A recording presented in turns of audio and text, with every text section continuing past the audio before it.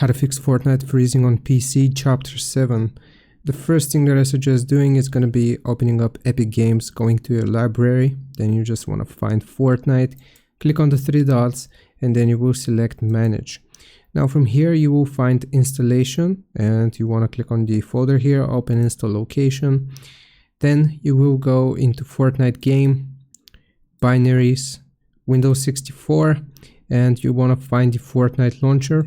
Right click, show more options, properties, compatibility, and check these two options. Disable full screen optimizations, run this program as an admin. Click on apply, click on OK. Afterwards, the next thing that we need to do is to simply click on verify integrity of the files here. It should be right above the auto update or in the place of auto update. Once you click on verify the integrity of the files, and you should no longer have freezing issues with Fortnite. Hope this helps. Leave a like and sub. I'll see you next time.